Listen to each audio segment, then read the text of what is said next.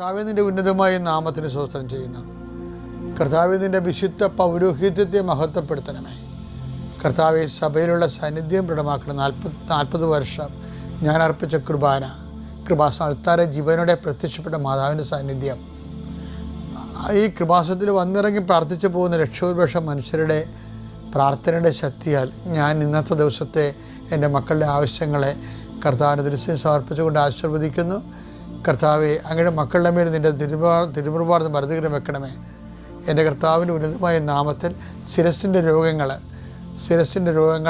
ബ്രെയിനിലെ സിസ്റ്റുകൾ, ബ്രെയിനിലെ ക്യാൻസറുകൾ, ബ്രെയിനുമായിട്ട് ബന്ധപ്പെട്ട മുഴുവൻ രോഗങ്ങൾ ഈ നിമിഷം ഇത് പ്രാർത്ഥന കൂടുന്ന മക്കളുടെ മേൽ കർത്താവിൻ്റെ ശക്തി ഒഴുകുകയും സുഖപ്പെടുകയും ചെയ്യട്ടെ.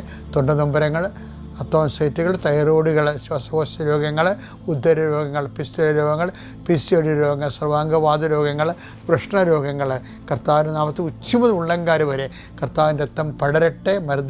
മരുന്ന് ലേപനമല്ല, അങ്ങയുടെ വചനമാണല്ലോ അങ്ങയുടെ മക്കളെ സുഖപ്പെടുത്തുന്നത്. വചനത്തിൻ്റെ കരുത്തായ ശക്തിയാൽ യേശുക്രിസ്തു ഉന്നതമായ നാമത്തിൽ അങ്ങയുടെ മക്കൾ സൗഖ്യം പ്രാപിക്കട്ടെ. കർത്താവെ, ഇന്നത്തെ യാത്ര, ഇന്നത്തെ സംസാരം, ഇന്നത്തെ കമ്മ്യൂണിക്കേഷൻസ്, ഇന്നത്തെ ഒപ്പുകൾ, ഇന്നത്തെ എഴുത്തുകൾ, ഇന്നത്തെ ഉപയോഗിക്കുന്ന വാഹനങ്ങൾ, കർത്താവ് ഇന്ന് ചെയ്തു തീർക്കേണ്ട എല്ലാ ഉത്തരവാദിത്തങ്ങളും കണ്ടുമുട്ടുന്ന എല്ലാ വ്യക്തികളുടെ മേലും എൻ്റെ മക്കളുടെ മേൽ കർത്താവിൻ്റെ ശക്തി പ്രവർത്തിക്കുകയും മാതാവിൻ്റെ മധ്യസ്ഥത്തിൽ സഞ്ചാരി മാതാവ് സമയത്തിനധികാരം നിലമേലങ്കിയാൽ നിങ്ങളെ പൊതുകയും സന്തോഷത്തോടെ നിങ്ങൾ രാത്രി തിരിച്ചു വരാൻ ദൈവം അനുവദിക്കുകയും ചെയ്യട്ടെ. നിത്യപിതാപുത്രൻ പരിശുദ്ധാത്മാവിനെ നയിക്കുവാവേ. എൻ്റെ പ്രിയപ്പെട്ടവരെ, ദൈവത്തിൻ്റെ വാഗ്ദാനം പ്രാപിക്കാൻ, ഈ ദൈവത്തിൻ്റെ വാഗ്ദാനം പ്രാപിക്കുന്നതിന് വേണ്ടിയാണല്ലോ ഉടമ്പടി എന്ന് പറയണത്. ഉടമ്പടി ദൈവം തന്നിരിക്കുന്നത് അവിടുത്തെ വാഗ്ദാനങ്ങൾ നമ്മൾ പ്രാപിക്കാൻ വേണ്ടിയാണ്. അഥവാ വാഗ്ദാനത്തിൽ അധിഷ്ഠിതമായ ഒരു പ്രവർത്തന പദ്ധതിയാണ് ഉടമ്പടി. വാഗ്ദാനം പ്രാപിക്കുന്നതിന് ഇപ്പോൾ ഓരോ വിഷയം, എല്ലാ ബൈബിളിൻ്റെ ഒരു വിഭാവനയിൽ ജീവിതത്തിൻ്റെ ലക്ഷ്യപ്രാപ്തിക്ക് ഉതകുന്നതും ലക്ഷ്യം ഉൾപ്പെടെ എല്ലാം, ഭൗതികവും ആത്മീയവുമായിട്ടുള്ള ലക്ഷ്യം, മനുഷ്യൻ്റെ നിലനിൽപ്പിൻ്റെ അടിസ്ഥാന ഘടകങ്ങൾ, നിലനിൽപ്പിന് ആവശ്യമായവ, ജോലി, വീട്, വിവാഹം, മക്കൾ, അങ്ങനെ എന്ത് സംഭവം, പ്രൊമോഷൻ, PR, ഇങ്ങനെയൊക്കെ എന്ത് സംഭവം വന്നാലും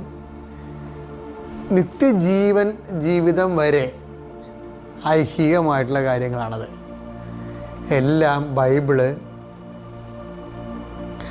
വാഗ്ദാനം എന്ന ഒരു മീഡിയ ഉപയോഗിച്ചുകൊണ്ടാണ് അതിനെയൊക്കെ അഡ്രസ്സ് ചെയ്യണത്. ഇപ്പോൾ നമ്മൾ അനുഗ്രഹം എന്ന് പറയുന്നുണ്ടെങ്കിലും ദൈവത്തിൻ്റെ ഭാഗത്ത് നിന്ന് നമ്മുടെ അനുഗ്രഹങ്ങൾ നോക്കിക്കാണുമ്പോൾ അത് ദൈവത്തിൻ്റെ വാഗ്ദാനങ്ങൾ നമ്മൾ പ്രാപിച്ചു എന്നാണ് എൻ്റെ ഗ്രാമർ എന്ന് പറയുന്നത്. ഈ വാഗ്ദാനം പ്രാപിക്കാൻ ഒന്നാമത്തെ ഘട്ടം, അതിനൊരു 4 ഘട്ടങ്ങൾ ബൈബിളിലുണ്ട്. വാഗ്ദാന നാട്ടിലോട്ട് ഇവർ ചെല്ലുമ്പോൾ 4 ഘട്ടങ്ങളാണ് നമ്മൾ കാണുന്നത്. അതിൽ എല്ലാ നമ്മുടെ ജീവിതത്തിൻ്റെ എല്ലാ വാഗ്ദാനങ്ങളും ഒരു ഘട്ടമെങ്കിലും നമ്മൾ വളരെ ഗുരുതരമായ രീതിയിൽ നിശ്ചിതമായി നിരീക്ഷിച്ച് അർത്ഥവത്തായിട്ട് നടപ്പിൽ വരുത്തേണ്ടതാണ്. ഒരു ഘട്ടം വെച്ചാൽ ഒരു ഘട്ടം മാത്രം പോരെന്നല്ല. അതായത് ഈ തുടക്കക്കാരെ ഉദ്ദേശിച്ചാണ് അങ്ങനെ പറയണത്. തുടക്കക്കാർ ഒരു ഘട്ടമെങ്കിലും, ഇപ്പം എന്താണ് ഘട്ടമെന്ന് പറയണത്? ഒന്നാമത്തേൽ വാഗ്ദാന നാട് പ്രാപിക്കുക ഈജിപ്തിൽ നിന്ന് ഇറങ്ങിയ ജനം ആദ്യമേ കണ്ടത് എന്താണ്? ചെങ്കടല. ചെങ്കടൽ ഒരു ഹഡിൽസാണ്, തടസ്സമാണ്. ഈ ചെങ്കടലിന് ആൾക്കാർ അതിൻ്റെ ആ പ്രക്രിയ, അത് കടന്നു പോകുന്നൊരു പ്രക്രിയയാണ്. മോസസിൻ്റെ വിശ്വാസവും മോസസിൻ്റെ നേതൃത്വത്തിന് ദൈവത്തിൻ്റെ സാന്നിധ്യവും അങ്ങനെ പല കാര്യങ്ങളുണ്ട്. പക്ഷേ ഈ ജനം മോസസിൻ്റെ ഉൾപ്പെടെ ഒപ്പമാണിത് കടന്നു പോണത്. ഈ കടന്നു പോകുന്നതിനെക്കുറിച്ച് അതിനൊരു സ്പിരിച്വൽ മീനിങ് കൊടുത്തിട്ടുണ്ട് ബൈബിള്. ഇതുപോലെ തന്നെയാണ് നമ്മുടെ ജീവിതത്തിൻ്റെ വാഗ്ദാനം പ്രാപിക്കുമ്പോഴും ഈ ഒരു സ്പിരിച്വൽ പ്രക്രിയ മസ്റ്റായിട്ട് നമ്മൾ നടന്നുവെന്ന് ഉറപ്പ് വരുത്തണം. അതേതാണ് സ്പിരിച്വൽ പ്രക്രിയ? ചെങ്കടലിൻ്റെ സ്പിരിച്വൽ എന്തോ ഒരു വലിയ ആത്മീയതയുടെ ഭൗതികമായ പ്രതീകമാണ് ചെങ്കടൽ കിടക്കുക എന്നുള്ളത്. അതിനെക്കുറിച്ച് പറയണത് പൗലോസ് അപ്പോസ്തലനാണ് പറയണത്. പൗലോസ് അപ്പോസ്തലൻ എപ്പോഴും ഈ വിഷയത്തെക്കുറിച്ച് ഒത്തിരി ചിന്തിച്ചിട്ടുള്ള ധ്യാനിച്ചിട്ടുള്ള ഒരാളാണ് പൗലോസ് അപ്പോസ്തലൻ. 1 കൊരിന്ത്യൻസ് 10-ാം അധ്യായം 1 മുതൽ 2 വരെ വാക്യങ്ങൾ. സഹോദരങ്ങളെ, നമ്മുടെ പിതാക്കന്മാരെല്ലാവരും മേഘത്തണലിൽ ആയിരുന്നുവെന്നും കടലിലൂടെ കടന്നുവെന്നും നിങ്ങൾ മനസ്സിലാക്കണമെന്ന് ഞാൻ ആഗ്രഹിക്കുന്നു. അവരെല്ലാവരും മേഘത്തിലും കടലിലും സ്നാനമേറ്റ് മോശയോട് ചേർന്നു. ശരിക്കും പറഞ്ഞാൽ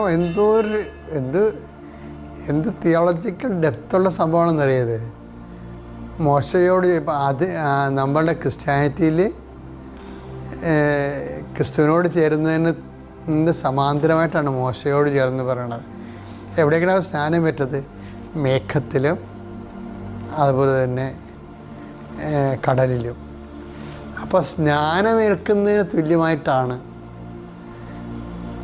ഈ ചെങ്കടലിലൂടെ കടന്നു വന്ന് അതിൻ്റെ സ്പിരിച്വൽ മീനിങ്, ആത്മീയമായിട്ടുള്ള അർത്ഥവത.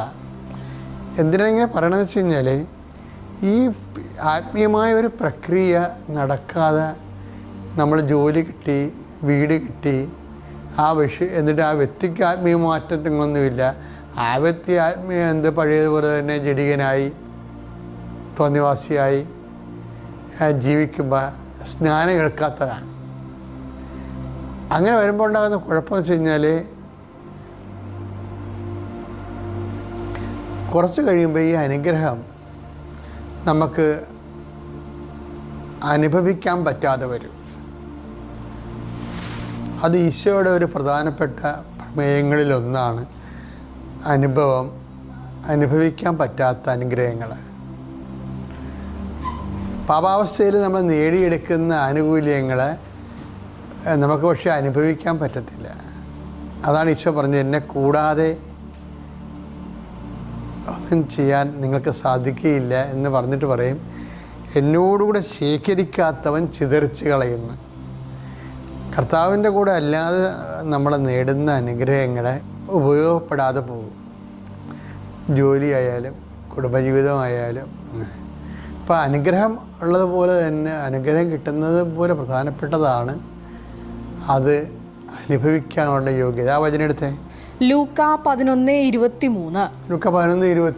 എന്നോട് കൂടെയല്ലാത്തവൻ എനിക്കെതിരാണ്. എന്നോട് കൂടെ ശേഖരിക്കാത്തവൻ ചിതറിച്ചു കളയുന്നു. അപ്പോൾ എൻ്റെ വിഷയം എന്ന് പറയുന്നത്, ഉടമ്പടിയിലുള്ള ആൾക്കാരെല്ലാവരും ശ്രദ്ധിക്കേണ്ടത് കർത്താവിൻ്റെ കൂടെയാണോ ശേഖരിക്കണത്. ആരുടെ കൂടെ ശേഖരിക്കാവേ? കർത്താവിൻ്റെ കൂടെയാണ് ശേഖരിക്കണമെങ്കിൽ വിശുദ്ധിയോട് വേണം ഈ വിഷയങ്ങളെ അപ്രോച്ച് ചെയ്യാൻ. അപ്പോൾ നമുക്ക് അനുഭവിക്കാനുള്ള യോഗ്യത ഉണ്ടാകും. പിതാവിൻ്റെയും പുത്രൻ്റെയും പരിശുദ്ധാത്മാവിൻ്റെയും നാമം.